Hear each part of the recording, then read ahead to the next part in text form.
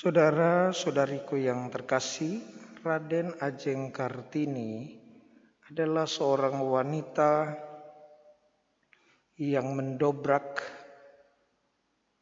diskriminasi gender.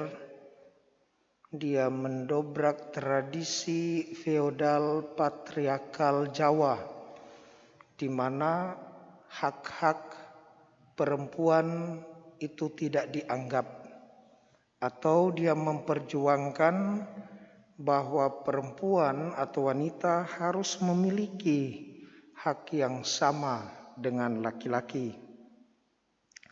Jauh sebelumnya, ribuan tahun yang lalu, peristiwa-peristiwa yang kurang lebih sama itu terjadi di zaman Yesus terlebih. Pra kebangkitan dan teristimewa pos kebangkitan. Sebagaimana yang kita dengarkan pada hari ini dalam bacaan Injil, bahwa Yesus menampakkan diri kepada Maria Magdalena. Dan menjadi pertanyaan, mengapa harus perempuan? Perempuan yang selalu dilibatkan dalam peristiwa kebangkitan pertama-tama.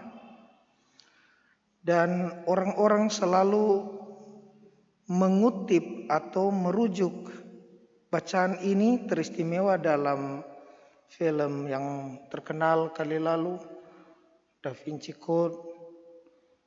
Lalu di India dibuat satu protes terhadap buku tersebut, buku atau film itu lalu dibakar.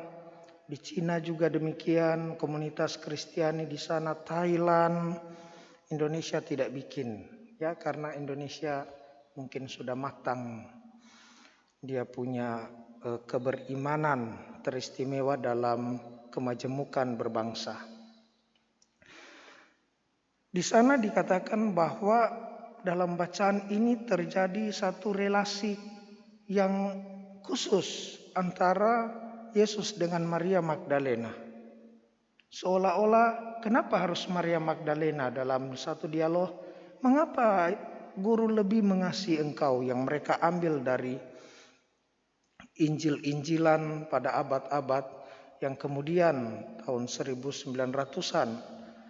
Tetapi kalau kita melihat dalam konteks ini, harus tahu konteks mengapa perempuan yang dilibatkan oleh Yesus dalam peristiwa kebangkitan, karena dalam masyarakat Yahudi perempuan tidak boleh menjadi saksi. Kalau perempuan menjadi saksi itu seperti saksi dusta. Nah, ketika kebangkitan Yesus, Yesus mau menunjukkan kepada dunia, lebih khusus kepada orang-orang Yahudi, bahwa perempuan punya hak yang sama dengan laki-laki. Perempuan bukan manusia setengah manusia, tetapi perempuan adalah manusia seutuhnya. Dan kepada Maria Magdalena oleh gereja kita, gereja Katolik, dia digelari sebagai apostola apostolorum, rasul dari segala rasul. Mengapa?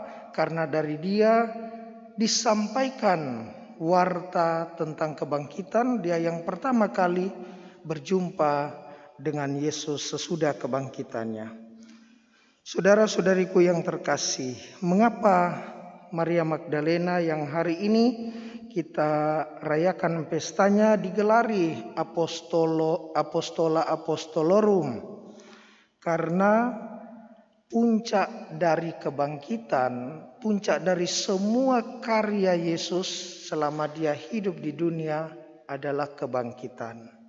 Kalau Yesus tidak bangkit, Yesus sama seperti nabi-nabi yang lain. Dia nabi biasa. Semua nabi dari zaman Musa semua mati. Tidak terkecuali dan tidak bangkit-bangkit sampai pada masa Yesus.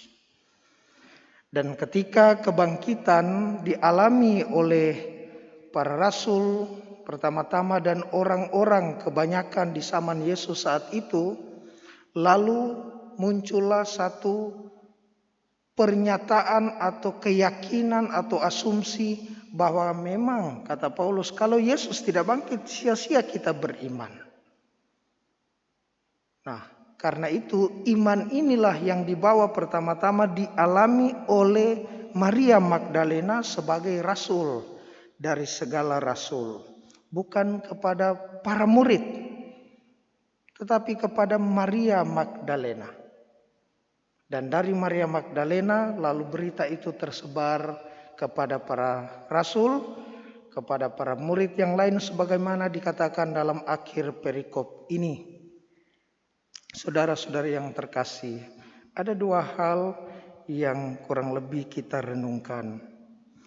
Pertama, tidak peduli apa gender Anda, mau laki-laki, mau perempuan, tetapi kita adalah makhluk yang mudah ragu dan mudah bingung. Seperti Maria Magdalena. Ada peristiwa yang datang dengan takaran, ukuran, getarannya berbeda dialami oleh orang lain. Tapi bagi kita ini akan sangat mencekam dan memukul iman kita. Begitu ada penemuan ini dari sumber ini, Da Vinci Code begini, lalu kita mulai ragu. Betulkah? Apakah Tuhan Yesus menikahkah seperti yang diceritakan, padahal ini Injil-Injilan dan data-data yang tidak akurat, yang jauh panggang dari api. Kita adalah manusia yang mudah ragu dan bingung.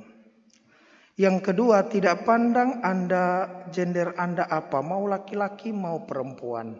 Kita adalah manusia yang gampang percaya dan gampang yakin. Kalau kita sudah punya keyakinan, apalagi kita mengalami sendiri di dalam kehidupan beriman kita, orang mau bilang apa, orang mau pengaruhi apa, kita tidak akan goyah. Hal demikianlah yang dikatakan kematangan Kristiani.